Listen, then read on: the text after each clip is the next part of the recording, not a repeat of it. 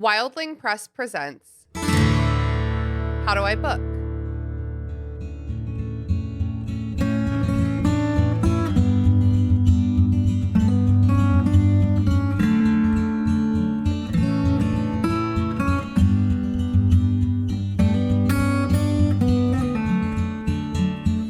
Welcome to How Do I Book by Wildling Press. We like to chat about book writing, book publishing, book marketing, and of course, book reading. We're trying to help new and experienced authors develop their craft, widen their perspectives, and learn to get a little wild every once in a while.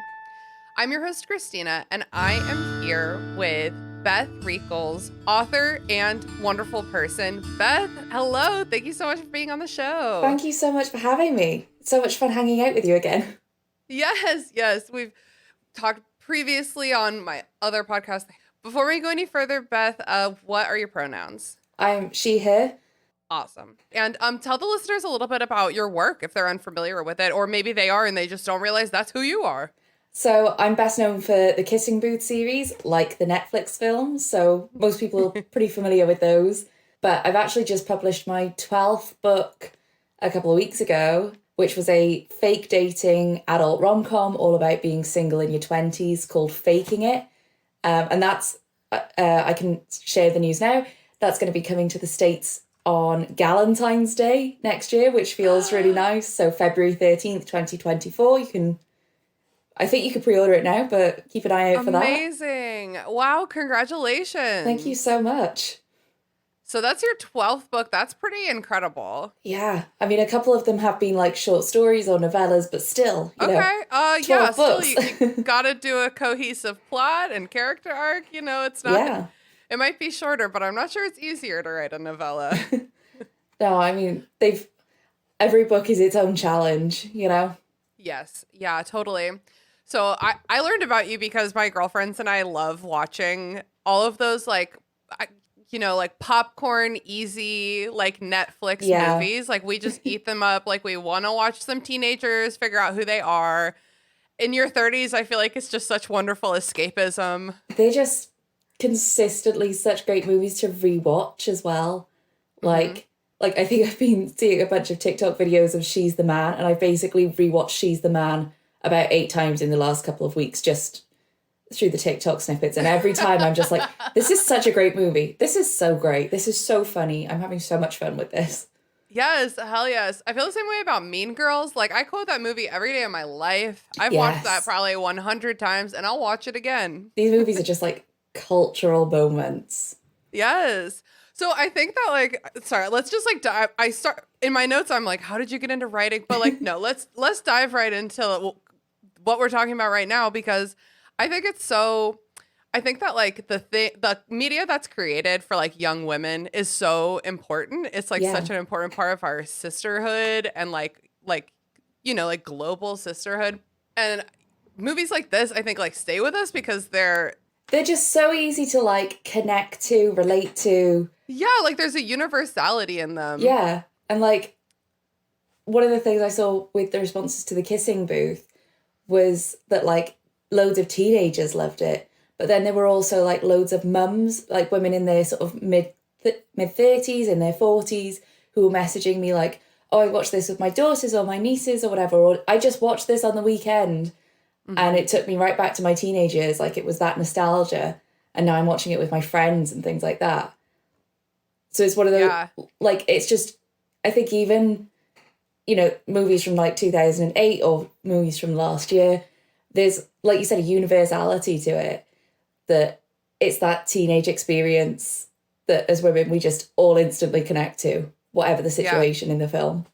Yeah, there's something about like watching someone like these movies. It's like these young women often are like feeling so awkward. They're like doing the wrong thing. They're like figuring it out, and it's like half of it is like, oh, I remember when I was like that, and then the other half is like, oh, I'm still like that.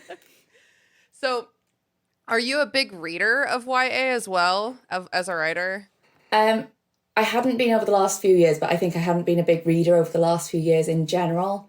I've kind of picked up my reading a lot more in the last probably like 2 years, since I was working a full-time like 9 to 5, you know, office job Yeah. alongside being a writer, and gave that at end of 2021 to be a full-time author. Congrats. Thanks. It was, Congrats. 12 books. I hope that is you're able to make that happen. That's amazing. yeah, I mean, there was a lot of factors went into it, but it was just kind of time for me to leave that job, try this full time. I was Yeah. fortunately able to do that, but that also meant I was like, oh great, I finally have like free time in my day and my week now. This is amazing. I can read books again.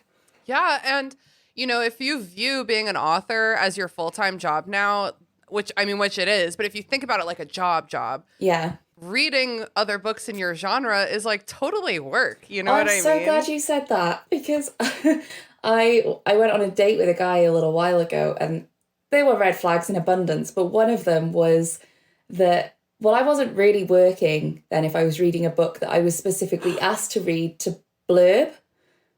And I was like, well, like the only reason I'm reading it right this second is because I know I need to send the blurb off.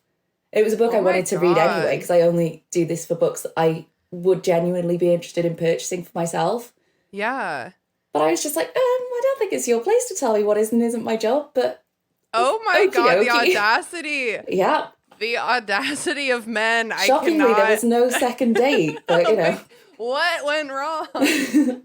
That's crazy. Like, when people try to tell you what you're doing, Yeah. it's like, I just met you. Like, what the hell? Sorry you had to go through that. I hope you are validated in 100 ways for the way that one dude tried to invalidate you. Thanks. But yeah, to your point and your question, I do tend to read sort of more YA books these days, and especially because I've started writing YA again after a little bit of a break after the Kissing Booth series wrapped up. Mm-hmm. I think a lot of the authors that I've formed connections with over the years, mainly online over things like Twitter and Instagram and stuff like that. And there's a book kind of festival in the UK called YALC, YA LitCon. And like, it's just so great to be able to connect with those authors by reading their books and support my friends that way as well. Yeah. Yeah, that's amazing. I'm really glad that you have more opportunity to read now because you deserve it. Thanks. So, were you a big reader as a kid? Oh yeah, absolutely. What were some of your favorites? So I was a huge Jacqueline Wilson fan, and she's like a huge author here in the UK. Okay. I don't know if the story of Tracy Beaker made it across the pond and things like that, but Not to me, and I was probably the exact right target audience if you were reading it at the time. she was like one of my favorite childhood authors. But I read pretty voraciously. I specifically remember around year 6, which I think is like 5th grade, something like that. I was about 10, 11, and we'd been learning about the Tudors in school, and I was like super into that. So I remember The Other Boleyn Girl was a really popular book at the time, and Oh, there's yeah. like 10-year-old me going, this is a book about the Tudors. I want to learn more about the Tudors. And my parents being like, this is a book about the Tudors. Okay. Oh God. None of us God. realising. And I don't think like I computed that there was anything sort of mature and adult in there. Then there was obviously things like Artemis Fowl, Percy Jackson, the Alex Oh, Rider hell yeah. series. I was big into all of those as Classic. well. Same. Did you do like the Matilda thing where you would roll up to the library and get like a stack of like a book, a stack that is impossibly large to us in our 30s? It's like, okay, I read that in a week when I was 10. Not quite with the library, because like I remember our school library was really not stocked. Like it was stocked, but I think not at the kind of level I was reading at. I gotcha. Like I remember my teacher at one point saying like, why don't you look at these books? I was like, because I read them like 3 years ago. Like, this is why I've just read Order of the Phoenix 4 times back to back. Oh my God, that's truly an advanced book, just due to sheer density. Yeah. So that wasn't kind of my go-to, but you know, my family were all pretty good at taking me to like the bookshop and things like that and making sure I Nice. had plenty to read. Yeah. And then, you know, as soon as Kindles came on the scene, my mum was begging me to just convert to ebooks, because I was the one on holiday who would try and put like 7 books in the suitcase and being like, no, I need like, you know, Game of Thrones is not going to sustain me for an entire week. Oh my God. And I had to like, I remember having, Game of I specifically remember having to like ration the pages that I could read each day because I was like, I haven't got enough books to see me through this holiday. Oh I can my only read God. like 300 pages of this book a day. And that's why there needs to be a cute little indie bookshop in every small town where people vacation. Yeah. To be fair, Spanish hotels always seem to have like a little bookcase down in the reception or the like in the lobby. Like a with give like, a book, take a book. yeah, which is always I pretty love cute. that. But like teenage me Yeah. was not interested in this. I love when I go, like get like a rental house and they always have like a little Yeah. stack of books, and I always feel like my book karma is really strong because I read a lot and I distribute books liberally to the little free libraries around me. So I'm like, I'm just gonna take this one. This looks Yeah. good. That happened to me this last weekend. I found Gideon the Ninth by Tamsin Muir. And have been wanting to read that one for a long time, so I was like, I'll take that. Thank you very much. It's got to be done sometimes. Have you read that one? Not yet. It's on my list though. I recognize the title immediately. Got a very cool title and cover, and that is kind of all I need. Yeah. How did you get into writing? Was that something that started when you were a kid, or is it more of a adulthood thing for you? Yeah, no, it was when I was a kid. I remember really enjoying writing stories at school. Probably because I loved books so much. I just loved stories. So, you know, everyone else would turn in like, you know, a side or two of A4 for whatever story we'd been told to write for a lesson. And I was like, 5 pages seems like, it, you know, like I'm really cutting this story short because I've got to turn it in. Because I would just run away with myself. And like, You're I like, remember, what if this was 80,000 words instead? Yeah. So when I went to like high school, my parents gave me an old laptop to do homework on. And I was like, excellent, I finally have a place to write my stories. It's not like, you know, the family computer where they'll notice and be like, what are you working on? What are you doing? So I remember writing like because I was big into the TV show Merlin at the time. So I wrote like a Camelot story because I love that kind of mythology as well. Mm-hmm. I wrote like a fantasy trilogy about like covens of witches because I was into fantasy at the time. And then by the time I was 15, I was on Wattpad, the story sharing platform. Yeah. And I joined it as a reader initially. And then I thought, well, I write stories. I could share them on here. No, you know, why not? Yeah. And that's what I did with The Kissing Booth. And then, like, you know, 5 books and 3 movies later, here we are. Truly an amazing success story for an author who started on Wattpad. There's, as I'm sure you know, there's been a ton of discussion in the publishing industry in the last like 20 years, maybe, about like getting away from very historical traditional paths to publication, publishing with the big 5, just, you know, sort of validating self-publishing and indie publishing options. How do you feel like getting published through posting to Wattpad? How do you feel like that has affected your journey as an author overall? I mean, it was definitely surreal because I was 17 when I got the contract.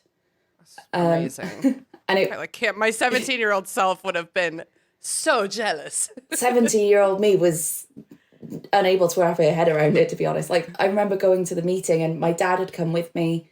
It was like sort of October break from school, and they offered me like this big pile of books and a couple of tote bags, and I'm like, where do I sign?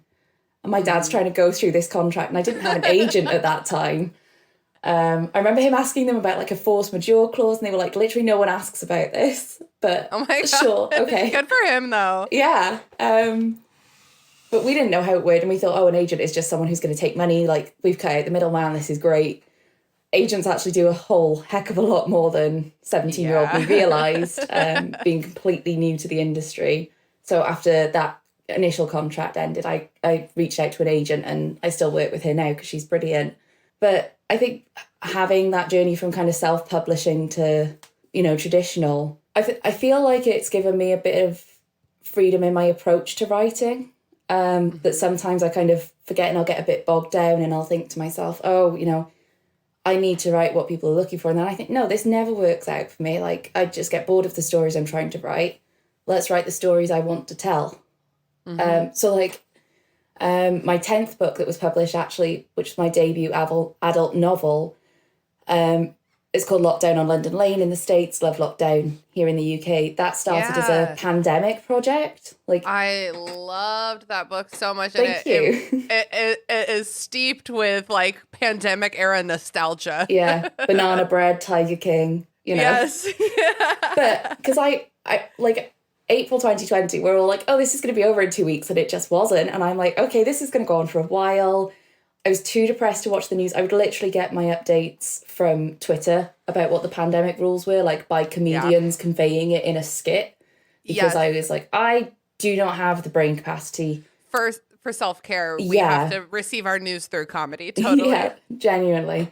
So I was like, you know what? I just need something like that's a really light-hearted take on all of this. So I needed a project as well to like get me through, because I was living completely alone, no family in the area to like, you know, see on a walk or anything like that.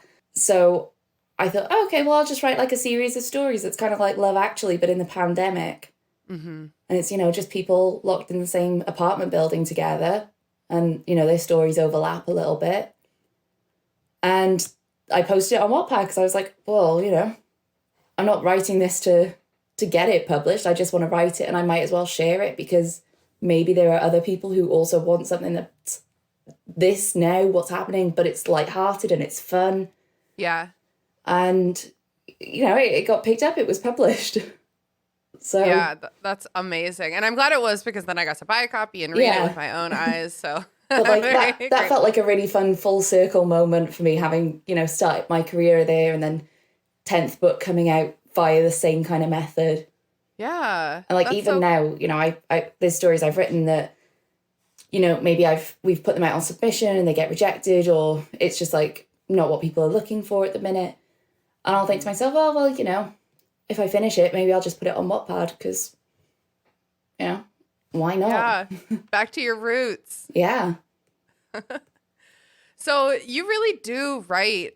I mean, I've read The Kissing Booth, and I've read Lockdown on London Lane. I'm always like, oh my God, what is the title that I'm supposed to say? Because it's Lockdown on London Lane in America, Love Lockdown in the UK. Is that right? Okay. Yeah, the publishers didn't want lockdown specifically in the title for the UK, which like made sense, and I understand like it's for different markets, but so did you name it Lockdown on London Lane? Yeah, because where I was publishing it online, I thought, well, I need like a really obvious title, and I want to convey that it's set in Britain and that it's about lockdown. This feels like a kind of cute title, but also does what it says on the tin. No one is gonna go into this with like any misconceptions. Right. This is what we're doing here. Well, I think it's good that that's at least the title in the US, because I'm sure American readers are like, ooh, London. Yeah. Well, that's what I hope anyway. Yeah.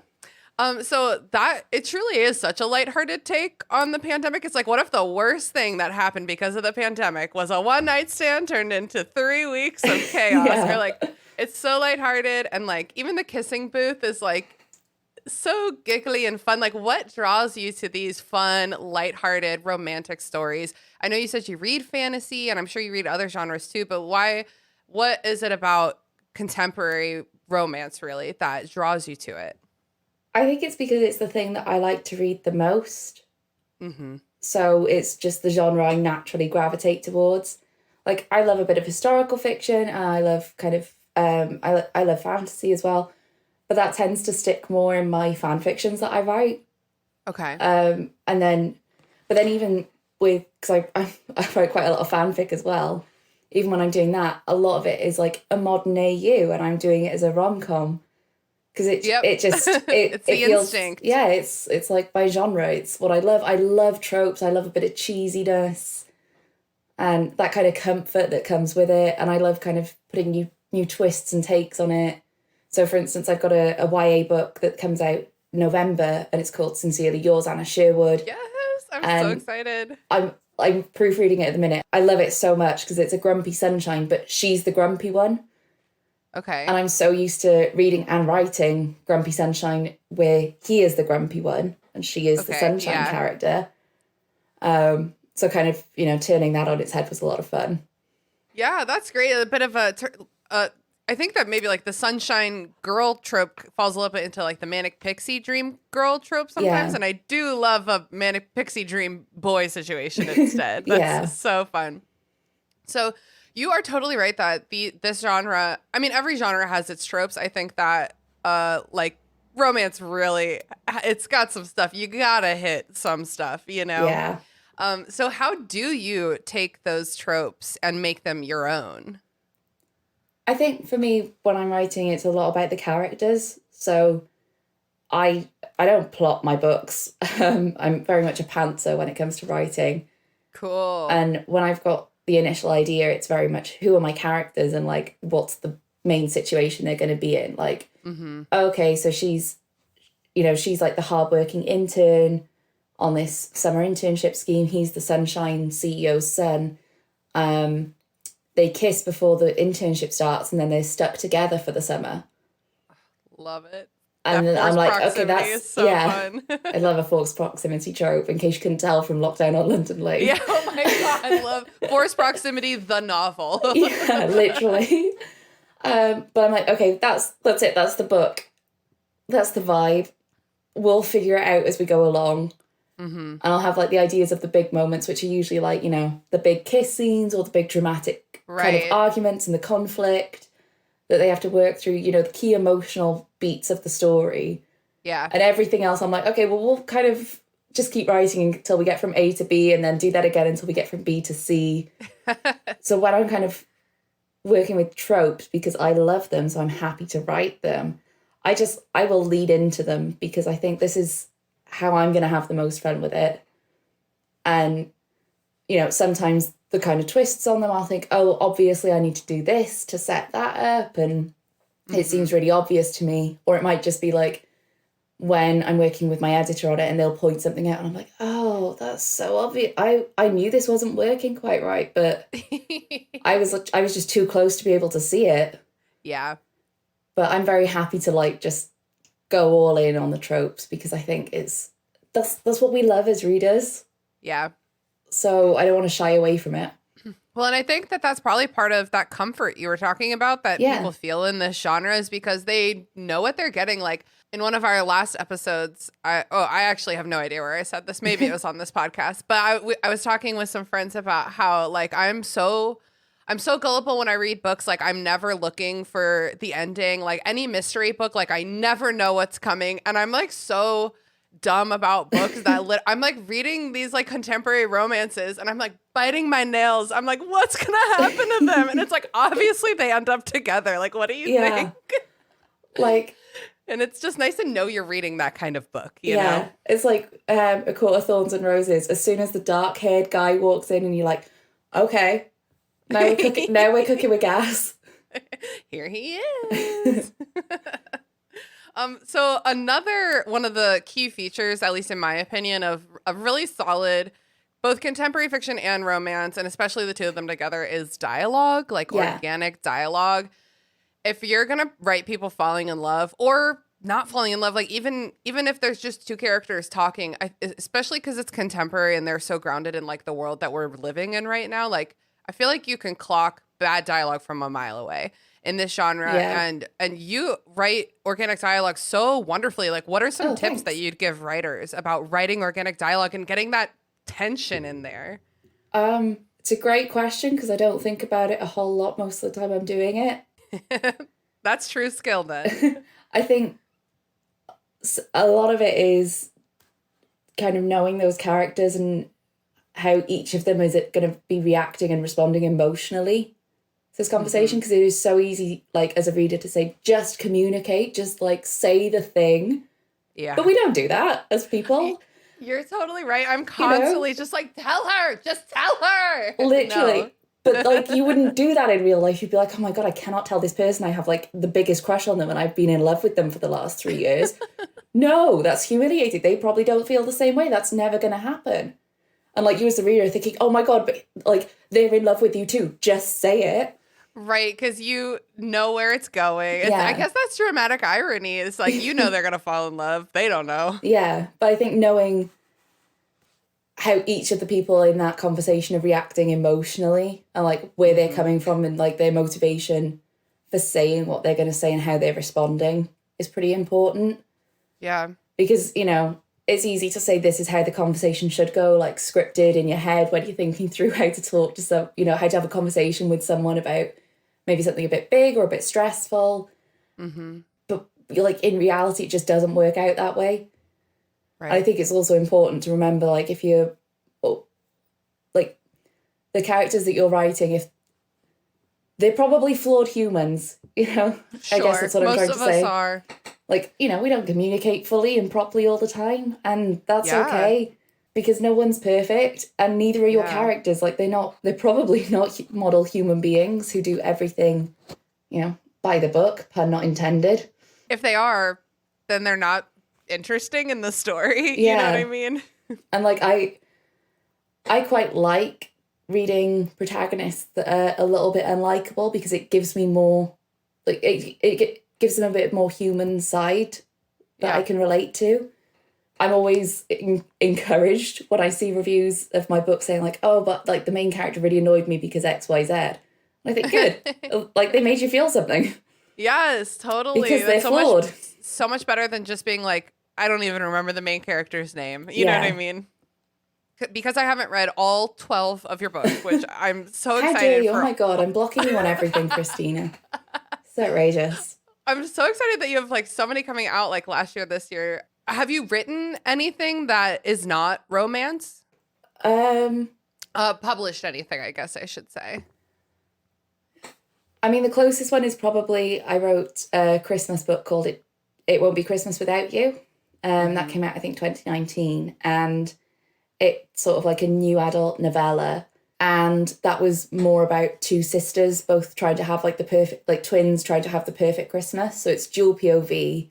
They've each got their own romance storyline going on. So it's still kind of a rom-com. But that's not the central. Yeah, the central plot is kind of their relationship as sisters and, you know, trying to have the perfect Christmas. So it's like, you know, it's a little bit Hallmark movie-ish. But that's exactly what I wanted. And that's exactly what I wrote. Gosh.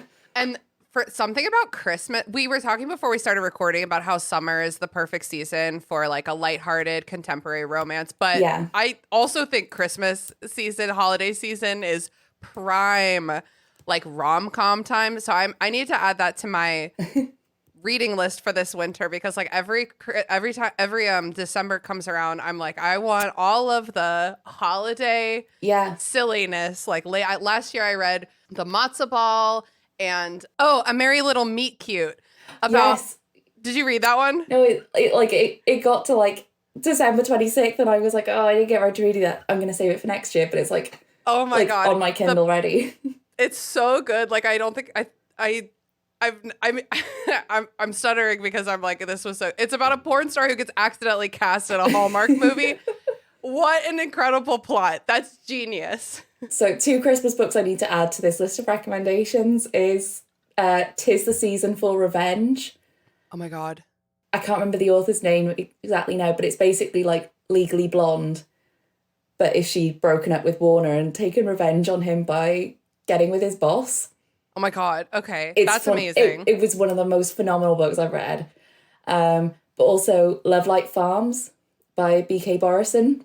Mm-hmm. Like, it was on Kindle Unlimited, but it's been traditionally published. And it was one that I demolished on my Kindle and immediately had to like order myself the paperback because I was like, I'm going to read that again.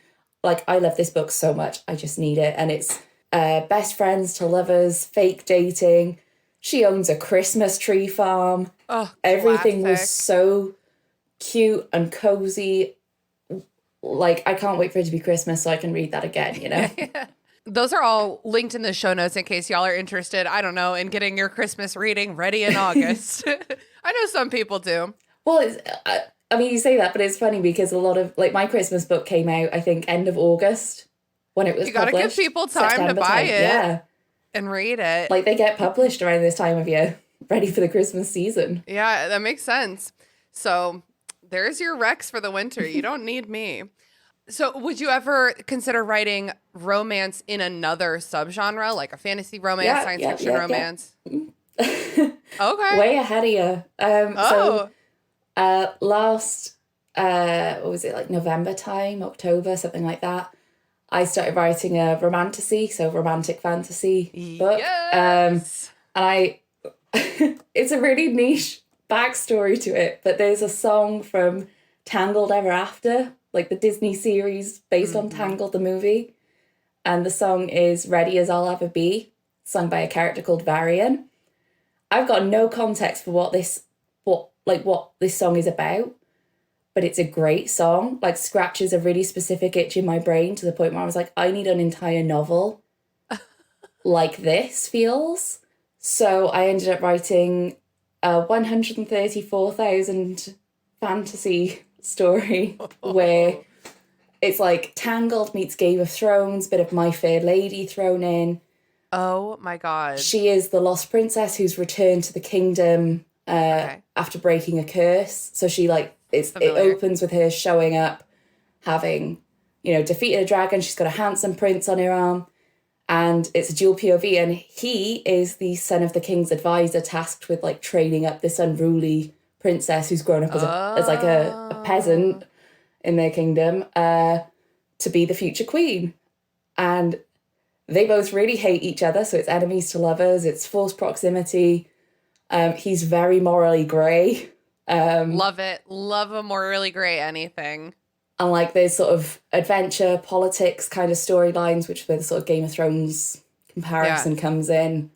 And I've started the sequel to that, and I did send it to my agent, so you never know, I guess. Oh, but my God. It was one that I wrote just exciting. because of this song from the Tangled series, and I was like, I need a book that feels like this. So I went and wrote it. It was one of the most fun projects I've worked on in a while. Amazing. So you had a good time writing something a little bit different. Yeah. That's great. It's good to exercise them writing muscles, Definitely. Try something new. Awesome. Well, before we wrap it up, I'd love to hear a little bit more about your next upcoming book. Is Sincerely Yours, Anna Sherwood. Is that right? Yeah, that's right. So that, like I said, it's a Grumpy Sunshine YA romance. It's sort of older YA, so the characters are kind of 18, 19 in it. And Anna is this really sort of serious grafter who has worked really hard to get on this internship program for the summer. And just before it starts, she has a night out, decides she's going to let her hair down. She meets a cute guy at a bar. They share a really cute kiss, just a really cute night hanging out in London. Mm-hmm. She shows up at the office on Monday, and there he is. And he's the CEO's son. And she really needs to concentrate on this internship. She doesn't want any romantic distractions. He's the sunshiny character in this, so he's just super friendly. He's trying to get to know her. They obviously keep bumping into each other a lot. Sure. So I think it's probably more romance than rom-com, but hopefully there's still, a few funny moments in there. Yeah. I'm so excited for that one. Thanks. And a fun fact, it is actually vaguely based off a Lore Olympus, Hades and Persephone fanfic that I once wrote. So that is really fun. Yeah. So if you do read it and you're also a Lore Olympus fan, then enjoy trying to pick out who some of the secondary characters were. Oh my God. In the original fanfic. That is so exciting. I love Lore Olympus, and the world is so good. Give me more Hades and Persephone right now. They're having a huge resurgence. Somehow, they say fashions don't die out, and somehow all these millennia later, we're damn, Hades and Persephone, am I right? Yeah, there's one coming out this week actually called Girl Goddess Queen, which is a Hades Persephone YA retelling. It's by B. Fitzgerald, and oh my God, that's one of my favourite Hades Persephone retellings that I've come across. That's up there with Lore Olympus for me. Okay. I am going to have to check that one out because I've been really wanting to explore them, but there's actually so many now I'm do I begin cute YA or do I begin in the deepest of smuts? Where I guess I'll start with cute YA and see where it takes me. I mean, this one's got a little bit of spice in it. Okay. Bit of steam, so okay. Maybe it's a bit more middle ground. Okay. It sounds awesome. I'm so I've never dreamed of getting this many wonderful book recommendations this episode. When someone says to you, what books would you recommend? And you suddenly forget every book that's ever existed. I've never read a book in my life. Yeah. So at least this was like a more organic way to do it, because I was not prepared to tell you any books that I could remember reading. Okay, then I'll skip my last question. Yeah, you've given us some wonderful reading homework that I am going to get to, because I have a beach vacation coming up. And so awesome. gotta grab something lighthearted. I'm not taking anything that's going to make my brain work harder than just reading the sentences in front of me, you know? Yeah. Spanish Love Deception was really great for that when I went on holiday last year. Ooh, okay. Maybe I'll look into that one. But I've said that like 6 times. So I'll line up all the synopses of all these books and figure out which one is speaking to me for my summer vacation. That's it though. You gotta like I don't know about you, but I always pick based on like the vibe of the book I'm looking for. Mm-hmm. Yes. Yeah, totally. It's like, what am I feeling right now? And a lot of times it has to do with what I just read. You know, Yeah. I'm like, okay, I am not reading another 600-page fantasy novel right now. My brain will explode. I need something easy. Yeah. I'm going to reread Holes, you know, or something like that. And I'm lucky that my little beach vacation town has a cute little bookstore. Shout out to Buxton Books on Hatteras in the Outer Banks. I love them that. so much. Yeah. And so it's like, even if I do bring enough books, still got to go down to the bookstore and get some new ones. It's a holiday. It's a treat. Exactly. And I'm there with my mom a lot. And my mom's like, I'll buy you 3 books. And I'm like, oh my God, I'm like 8 years old again. Thank you, Mom. That's amazing. My sister's also quite into reading, and like, because I get sent quite a few books to like proofs of books to blurb and stuff, which is amazing. That's one of the best perks of this job. But my sister will come over quite often. And she's like, so what's new in the library? Have you got what books can I borrow? Yes. Well, my friend this year started what I hope becomes maybe like a quarterly tradition, but my friend hosted a book swap. Oh, I love that idea. Where we all brought the books we'd read, but we probably weren't going to read them again. And it's nice because you can be like, oh, I think you'll really like this one. Or like, this one's not really your style. And we just kind of traded them all around. And then the rest went in a little free library. That's so cute.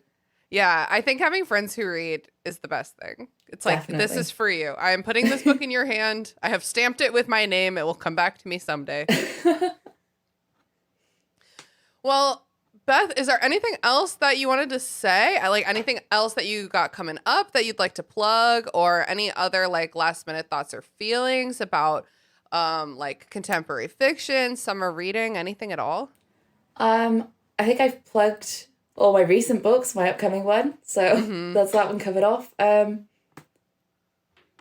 Yeah, I can't think of anything specific, but that's good. That means I we hope talked everyone about a lot of good has stuff. a fun summer reading rom-coms.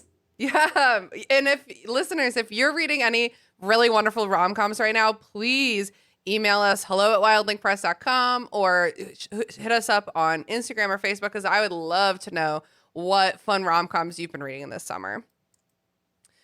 Beth, thank you so much for joining us on How Do I Book? Thank you for having me. I had the best time. Yes. And maybe we can get you back on the show next year to talk about your next project. You're writing so fast that I'm like, I gotta keep up. No, I would love that. That would be great. Awesome. And everyone, if you're not following Beth online already, all of her links will be in the show notes so you can stay up to date about all of her many books. You're prolific, and that's amazing. Thanks. I try. And that's how you book.